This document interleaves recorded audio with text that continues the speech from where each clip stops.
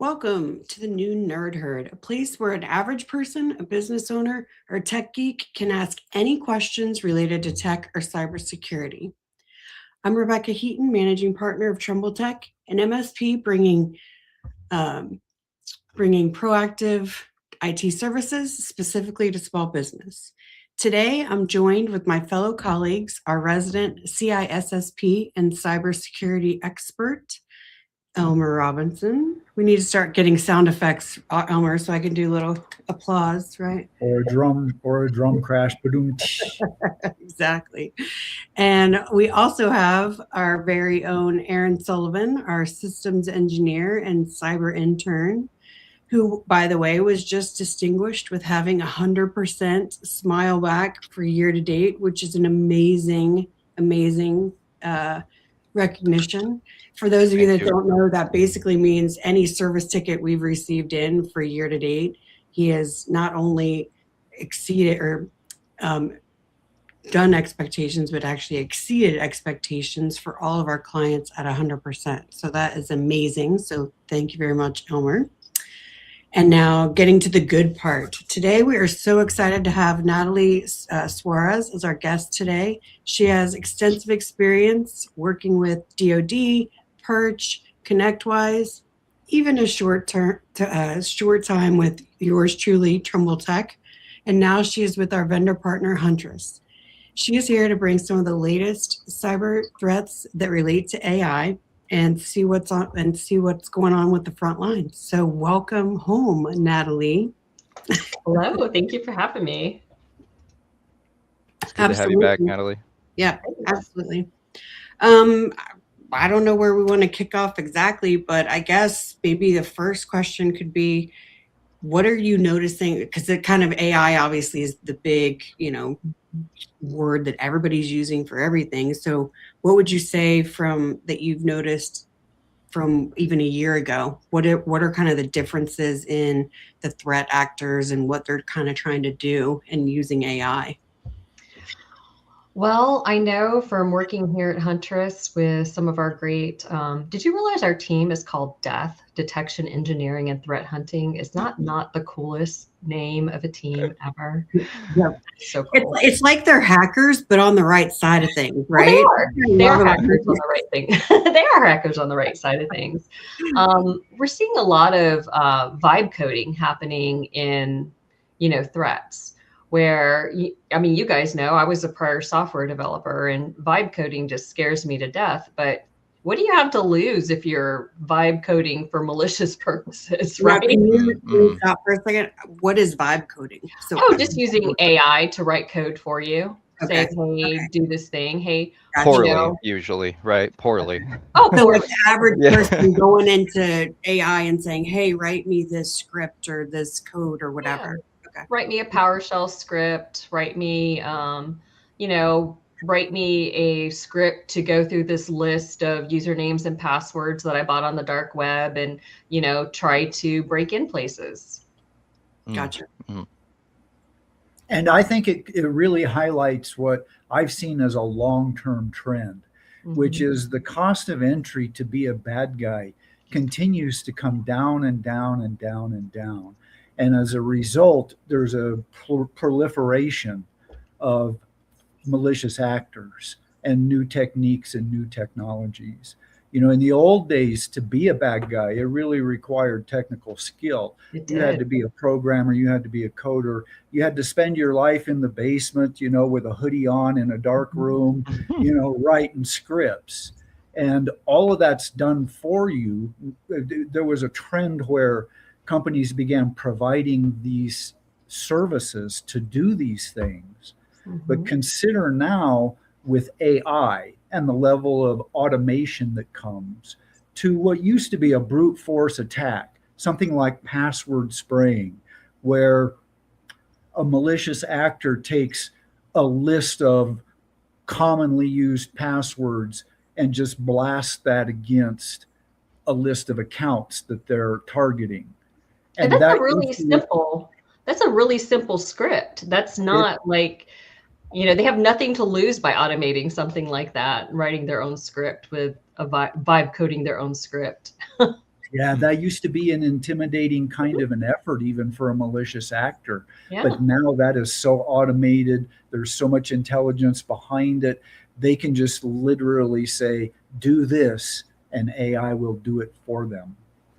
Yeah. You know what I find interesting, Elmer, is random musings in Natalie's brains. I'm going to subject all of you to this. I wonder if it has yet, or if it's going to affect the bottom line for these threat actors who provide phishing as a service or ransomware as a service.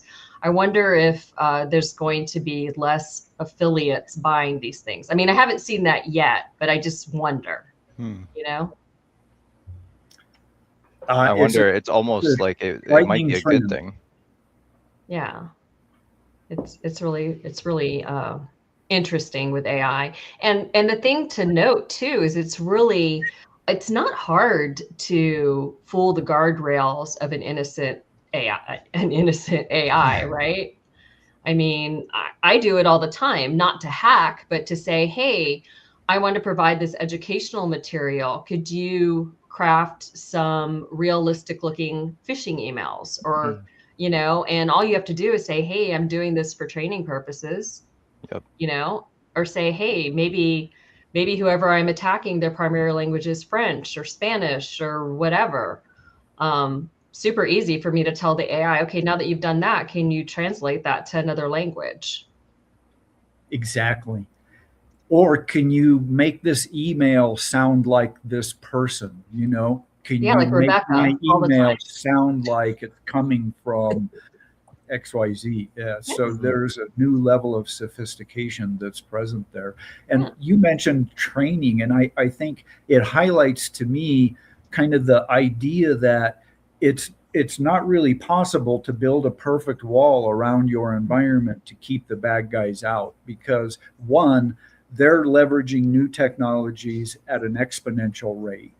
And it's just the white hat good guys efforts are almost always a little lagging behind. So the bad guys seem to be driving at the forefront. And two, there's always the human element.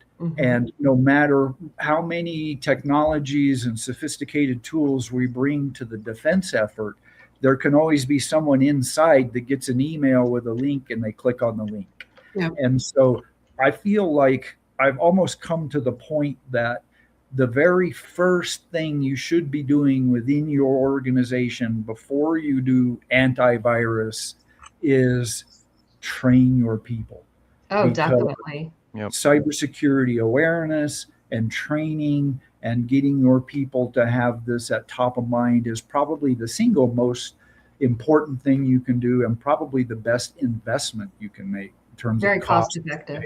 I would also say, because you did mention antivirus, I mean, I would even say for like our tech stack, for example, right? I mean, part of it is to have the correct tools on your system so that if someone does click on something or something just happens to get maliciously, you know, in your computer somehow, that you have the correct tools that are going to identify those threats and as quickly as possible. I know, Aaron, we just had a client, we won't mention names obviously, but we just had this happen within a few weeks ago where someone got in, or, you know, they clicked on the wrong thing, somebody got in, but if it weren't for you getting in a timely manner to have noticed that that happened, the whole system would have been ransomware versus, you know, so I think that's part of it too, is it's not just about having an IT provider or whatever that they're going to protect you 100%, because like you said, nobody can do that, right? I mean, you can build the tallest wall and the biggest moat, but that's just not reality.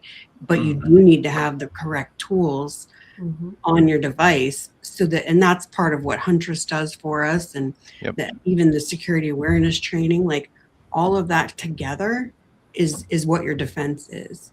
So and it's so powerful because I mean, we've spoken about this so many times about comparing EDR to antivirus and why it's so much better, but I'll say it one more time and get on my soapbox, but it's analyzing a behavioral pattern rather than looking at software code. You know, because you can't, like Elmer was saying, you cannot keep up anymore. It is exponential. I believe that was Elmer that said that. And what EDR is doing is instead saying like, hey, monitoring user behavior, this doesn't match the pattern that we've been seeing over the last couple of months. The login location, the login time, or the behavior that we're seeing here, it doesn't line up. And because of that, we're going to investigate further. And it's so much faster. I mean, you said that we had that client that had an issue, and luckily we were able to handle it so fast. But we were able to handle it so fast because EDR is fast, you know, because it's able to step in before I'm even on the phone, you know. Yeah. And like, I think I remember with that specific client reaching out to them maybe 5 minutes after Huntress notified us, within 5 minutes of Huntress notifying us, and they were, you know, they're still on D-Day. You know what I mean? Like, as soon as I pick up the phone, they're still in panic mode because it is active. It just happened, you know. And so it's fast, and I have to keep harping on it. It is, use it. I highly recommend EDR, whatever vendor you can get it from. It's powerful. It's the best tool we have right now.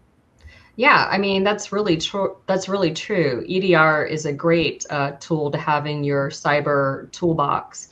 And I mean, it's no secret that I'm with Huntress, but you know, some of the things that we've done recently, recent releases in the EDR, are really to help stop the user from clicking on those things. Like, for instance, on the Mac OS side, we have a new improvement where we call it deceptive installer. You know, you get an installer, it looks like it's something, you know, maybe it's a driver, well, not driver, but maybe it's, maybe it is, maybe it's an audio driver for a Zoom call or something. Maybe, you know, and we actually will detect that that's malicious and eject it so the user can't even click on it and install it, right? Oh, that's cool. Yeah. Yeah. Or there have been attacks where, you know, you think you're downloading the Zoom driver, but you're really downloading a free version of an RMM. And for those on the call who don't know what an RMM is, that's a remote management and monitoring tool that is typically used by managed service providers and also large enterprises to deploy tools to manage endpoints, right? To deploy tools to endpoints of their customers or their internal infrastructure. And we call that living off the land, where threat actors will maliciously use legitimate tools to try to stay under the radar. But we can detect things like that, like illegitimate use of legitimate tools. Hey, why all of a sudden do we have, you know, 9 different RMMs running in this environment when there were never any before? Exactly. And that's exactly what we saw, by the way. When in this example that we're talking about, it was a malicious RMM attempting to establish, you know, what we refer to in the industry as persistence, trying to hide itself as a lawful, authorized, you know, program. And again, antivirus is going to look at that and say, hey, it's called this. This is a real program. This is good. We're not going to do anything about this because it looks real. But, you know, and Huntress, that's exactly what Huntress caught. It was saying, hey, this isn't supposed to be here. You know, this is, and why would 9 of them be installed in the last 2 minutes? You know, no human being's going to do that on their computer. So they knew it was automated, and they were able to lock it down. And this is an important point, I think. You know, when you look at it, if you give a little bit of thought to the list of organizations that you know to have been hacked, just the headlines, you know, NASA, the Pentagon, Microsoft, Hewlett Packard. I mean, every major government and tech company has had some sort of a compromise. And do you want to think that NASA was not running antivirus software? I think NASA was running antivirus software. And so if it's possible for malicious actors to enter that environment when they're running those kinds of protections, then you really, I'm not advising anyone to uninstall their antivirus software, but you have to acknowledge that the bad guys have got past antivirus software easily for decades. And they do it exactly the way Natalie just described, by riding along with approved processes and systems. You know, they get in by using tools that are approved to run on the network. components that are built into Windows that can't be disabled, approved applications that are coming from an outside vendor. All of these things are going to ride free on the network. And that's where the bad guys live these days. And that's how NASA can become compromised, even though you know they're running some antivirus software. So don't uninstall your antivirus software, but you have to have behavior monitoring tools that watch the environment from a 30,000 foot perspective and look for oddball behaviors, because that's the only way you'll know when the bad guys, not if the bad guys, but when the bad guys get in. So I feel like we've kind of scared everybody with all these AI threats. Why do we always do that? Yeah, exactly. Yeah. So that's my role, is to like bring it back, to how like Take a deep what's breath. positive out of all of this, right? Yeah. Which kind of gets me to, we actually do have a question that was presented in LinkedIn. And it says, Natalie, if you could get every business owner to stop doing one thing tomorrow, what would it be? Oh gosh. So kind of like, let's bring it to what are some tips or like Stop what are doing some one things to thing. think about, to try to prevent these AI attacks? Yeah. That's an interesting question. I mean, it's hard to say one thing. But oh gosh, there's so many things. How do I narrow it to one? Running out of time. Come Yeah, on. security awareness training. Let's say security awareness training. I mean, let's be realistic though. There has to be defense in depth, which means multiple tools at different layers to catch different things. But the reason I'm going to say security awareness training is because as humans, we need a few things. We need to know, number one, we need to slow down. If your spidey sense goes off, and it's so funny, even people who've clicked on malicious things will go, I felt something was wrong. When you feel something is wrong, stop. It is. It is. Something is wrong. If someone needs gift cards right away, if someone needs you to transfer money right away, if someone needs to change where money goes, if someone needs you to immediately change your Microsoft password, or the apocalypse is going to be here. That's the one thing the bad guys haven't changed with AI. They're always trying to rush you. Take a moment, slow down, do your security awareness training so you know what the latest threats are that are coming. Again, this is probably a spoiler alert, but I really want to share it. One of the latest, can I share this? Because people heard security awareness training with Huntress may know to look for it now. So one of the latest phishing lures that we're doing through the Huntress security awareness training is things we're seeing. We do things you're going to see in the real world. One of those things we're seeing in the real world is random meeting invites with AI participants. So that is one of the phishing tests we're doing right now. These things happen, right? That's huge. It has happened.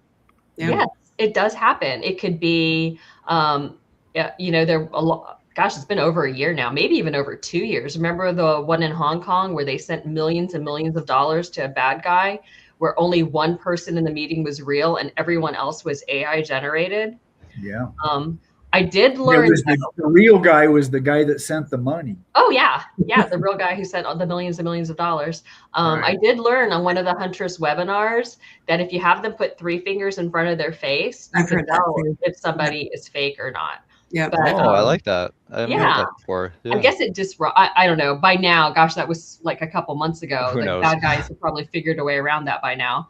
I would think like just in general, like if you're not, it's almost like instead of trust then verify, it should be verify then trust, right? Yeah. If you're not expecting an email from someone or they're asking for information, weird like stuff. There doesn't need to be that sense of, and I feel like, not to get into a female versus male, but I feel like women are more likely to want to appease and like please and like, oh, somebody's asking. Except for us, Rebecca. Like, except for us, exactly. Like most like other women, like there's this sense of, oh, someone's asking me for something, I need to give it to them. And it's like, no, you don't. Like you don't. You need to stop say no. Wait, who is this person? Why? Because I've even gotten requests for meetings, and like they're on my no, they're not on my calendar yet, but they're like requests for meetings. I'm like, I've never talked to this person before. I know. I'm like, I delete it, I get rid of it. So it's like, I'm not even going to respond going, what is this? It's like, Wow. I know I don't have a meeting with you. So Right. anyway, yeah, you just need to slow down and think about it. If like I said, if your spidey sense is tingling, something's probably wrong, right? Yeah. If someone needs you to change the payment information, don't call the phone number in that email, Right. or ask the person on the phone what number you can call them back at. Call the number of the bank, or call the number of the vendor that you know, someone you know, right? Yeah. You know, if someone's pushing you to change a password on your Zoom or your Microsoft Office or your Google Workspace, you know how to change that password without clicking on their janky link. I would also say too, if you're a business and someone's asking you for those things as well, if you have an MSP provider, reach out to them before. You should never be resetting anything or doing anything someone else is asking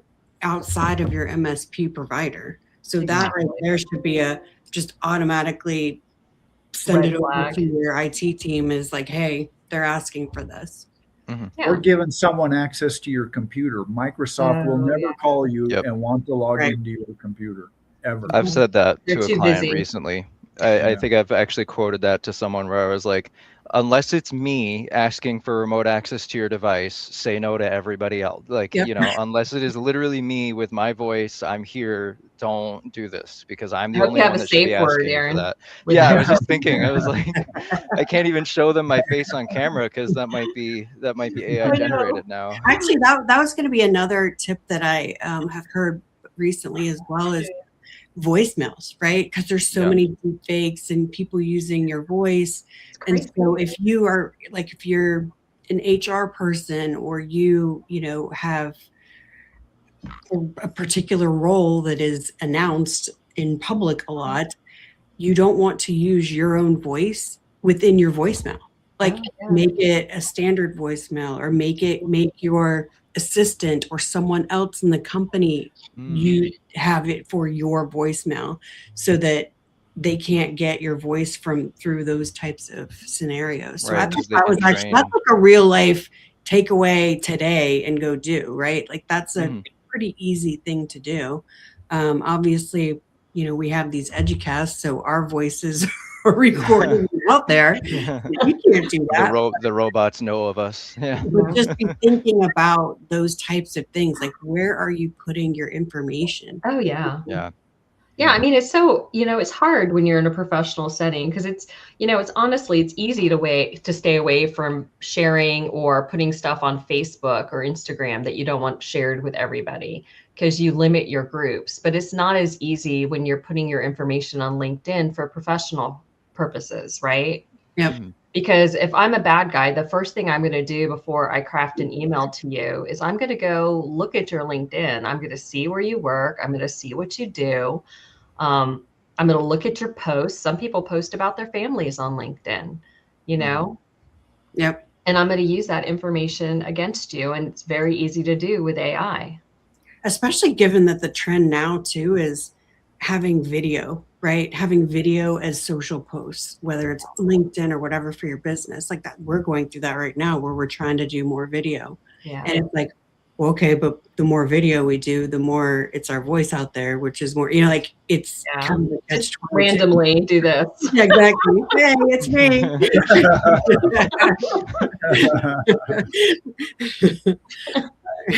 That's funny. All right, so let's do a rapid fire round.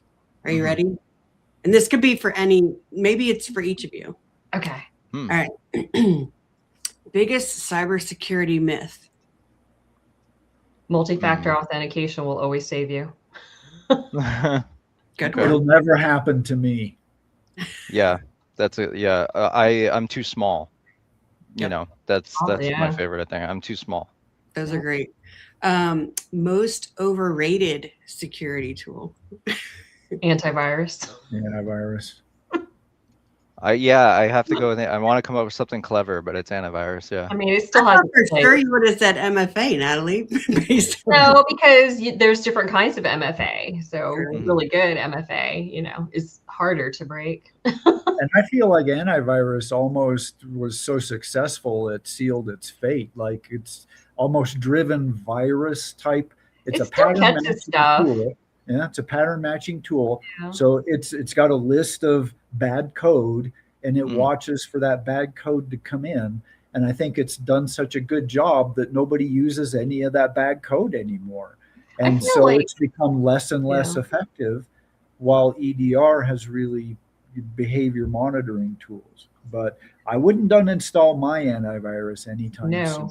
No. No. It does still catch things. Yeah. I feel like it's just It's kind of still like protecting mail, you. like mail versus, email or texting or Yeah. DMing or whatever. It's like it's Yeah. still around and needed, but it's not the most effective or I efficient. mean, it's still brick one in the tech stack, right? Right. I mean, Yeah. it still has to be there as step one, but it doesn't do as much for you as a product like Huntress EDR does. We're getting off track. Rapid fire round. Remember? Rapid. Yeah. All right. That's my bad.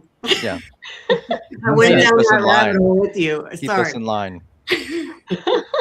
Okay, most underrated security tool.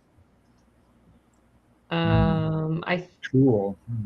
think security awareness training is the most underrated tool. Security And I awareness. think it's one of the most powerful.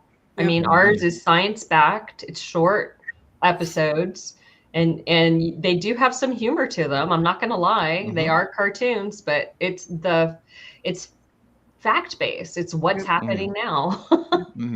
And we one of the actually least do that. expensive We things do you that can do. program at Trumbull for our employees, and I know some of the more of the tech guys think it's a little cheesy. I think it's fun. I like it. I like it. I think it's You're not it's like sitting there going. You're not dreading it. It's Yeah. It's And what's the entertaining. alternative, right? That it's dry and boring and reading a textbook. Like I'll take cheesy and cartoony over just words on a page. Right. So. Totally love and fear Dee Dee. Okay. Password manager. Love it or hate it? Love it. I love it. Yeah, I love it. Love it.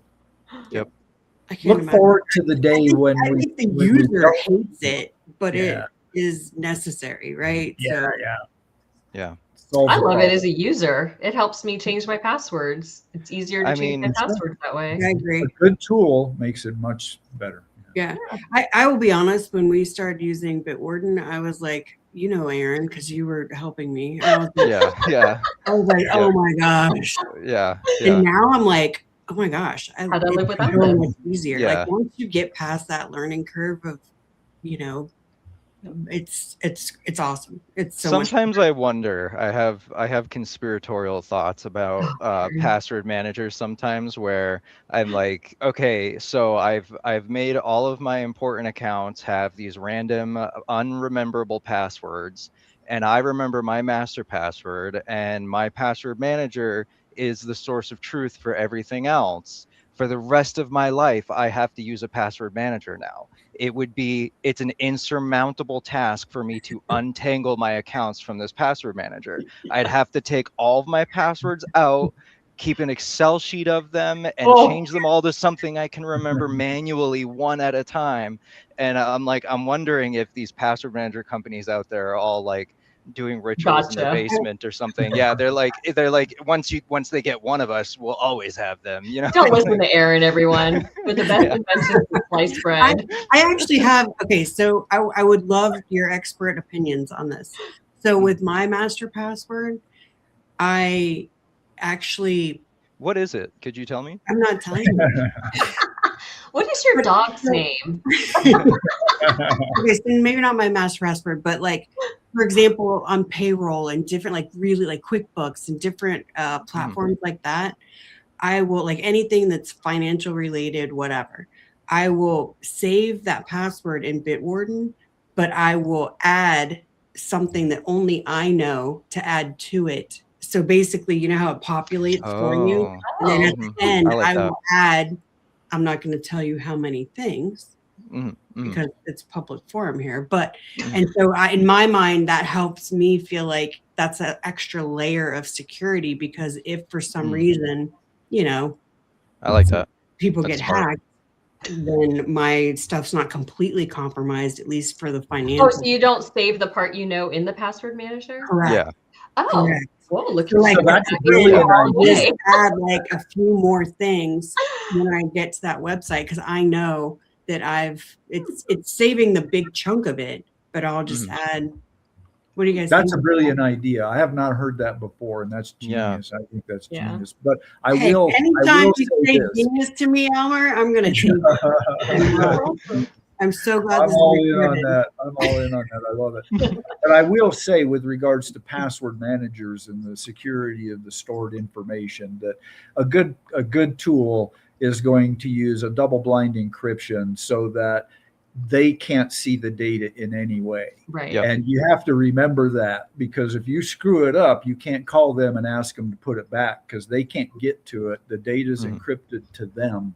And so if the bad guys steal all of the data that is in the database for instance, the tool we use, it would do them no good, because there'd be no way for them to get to those passwords or to get to that data. Even the company's own technical support engineers can't get to it, because it's double encrypted with keys that they don't have access to. So the right tool does answer that problem. So I'll just throw that in. Yeah. That's a But good check, point. 'cause We it's have got- we have another question. What is password spraying attack? I guess we said we went through it, but it's like, what actually is password spraying? So what happens is, you think of a brute force attack as when a bad guy has a list of usernames and passwords, and he just rotates through those. And the issue is, so I have a username, and normally we have conditional access policies, right? And that says, hey, if Bob, say the username is Bob, if Bob attempts to log in 5 times with the wrong password, or 3 times, we're going to lock Bob out, right? So to avoid that, what they do is they take these lists of commonly used passwords, because people who aren't using password managers still use commonly known passwords, right? And they rotate the passwords across multiple usernames to avoid things like automatic account lockout. And they do this automatically. They do this, either they have a script or they're vibe coding a script. And so this is happening very quickly. And we have seen those attacks where attackers are successful getting in using password spraying. Well, and the lists are pretty commonly available. A Google search will easily get you to the top 500 passwords in use. You don't even have to be on the dark web. You could just do a Google search. Yeah.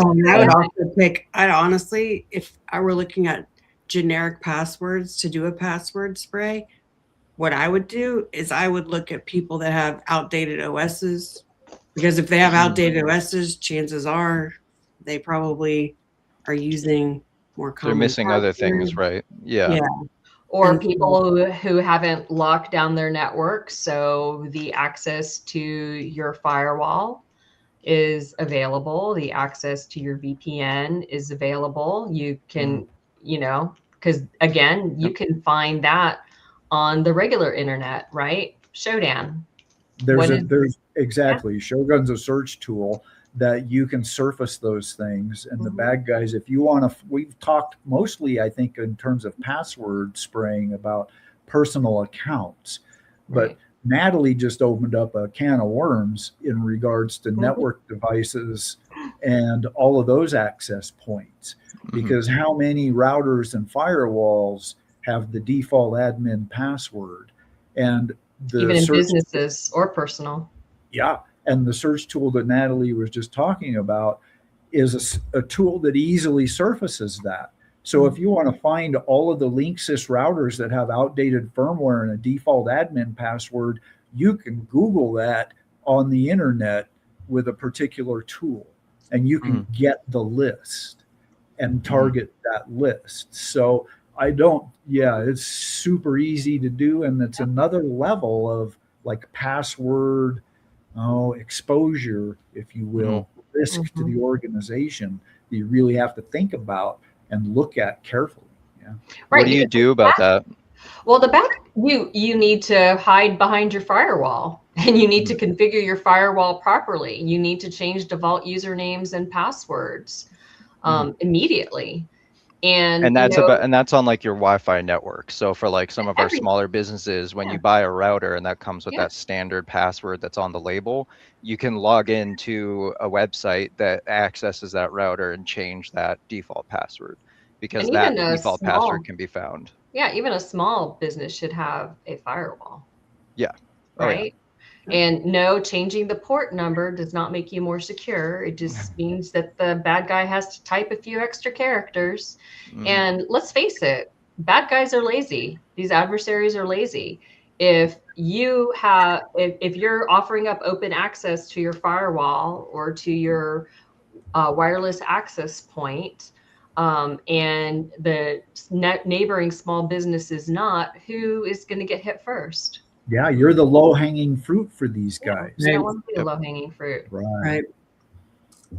You don't want to just be the person that has your door locked. You want to be the person that has the bars on your window and alarm and everything else, right? And the dog that has a really mean bark, like I do, just really puts you to death. So this has been a great conversation. I really appreciate everybody's time and input, and I think it was just a very free-flowing conversation. I'm going to close with, imagine you're speaking directly to every small business owner. What's the one cybersecurity action they should take before they go home today? Like something they can immediately do to help protect their business. Implement a what's password a manager? pick? Yeah, right. I know it's very hard because I have way more than one, but exactly. I think top three. Password manager, security awareness training, and good MFA, which means not a text code on your phone. It means like a hardware token or passkeys. Yeah. We don't have time to explain all that, so you'll have to come back. Yep. Elmer, what do you think? Man, tough question. Yeah. I'm going to come down on the side of make sure your passwords are right, because we just ended with that discussion about how easy it is to find wrong passwords on your devices and in your accounts. So I would maybe throw in backup your data. Like it's not a cybersecurity necessarily discussion. If you get hacked, your data backup's going to be your best friend. And it should be a fundamental part of your business continuity planning anyway. Great. Elmer or Aaron? I would say if I had to pick, you guys have all picked. Of course, you made me go last. You guys have all picked all the things. What's left? I think something I would recommend is don't have device level admin unless you really, really know that you need it. A lot of people, a lot of small businesses and enterprise level businesses, no one likes to not be allowed to do something on their device. No one likes to go to install something and be told you need admin access to do this and you can't do it. And everyone's going to say, you know what, I trust myself, right? I trust myself. I don't trust myself, Aaron. Yeah, exactly. You shouldn't. You shouldn't. That's exactly what I was just going to say. You know, because first on the one level, it's not the user that needs to be trusted. It's the attacker who gets access to your account. You know, that's what you need to be asking yourself. But on the other hand, do you trust yourself? You shouldn't. You know, like we just talked about before, we can make the biggest, strongest, highest walls. And if someone opens the drawbridge, it doesn't matter, you know? So I think I would say if you don't need device level admin, get rid of it. Yeah. Can I add one more thing, Rebecca? Of course. What I would say is the most important thing is that you do something.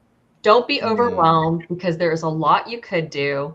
Work with a professional like Trumbull Tech and let them, advise you. And, these guys know what they're talking about. And Rebecca, you know me, guys means everybody. They know what they're talking about. Get get professional advice. You probably get professional financial advice. You probably get professional insurance advice. Why don't you get professional cybersecurity advice? Right. Yeah, Yep. Right? amen. Most I important thing is appreciate get the plug, Natalie. Yeah, Always looking well, out. I mean it. Yep. Well, cybersecurity is an existential question. This is no longer an issue of productivity. Your business could disappear if you get this Right. wrong. Yeah. It needs to be a line item on your budget, period. Just like Just rent or something. utilities. Yep. Exactly. Well, thanks for joining us today, everyone. Natalie, pleasures. You're always welcome here. You're Thank like you. family to us. So we appreciate your time today and love Huntress and so happy for you that you're there. And we hope that everyone was able to walk away with some tips that you can implement today. And we'll see you all next month. We have a special guest, Ben Patazine with ADP, where we will be discussing latest payroll phishing attempts, protections to put in place, and more. So be making a list of any questions, and we'll see you soon. Take care. Great seeing you Bye, guys. everyone.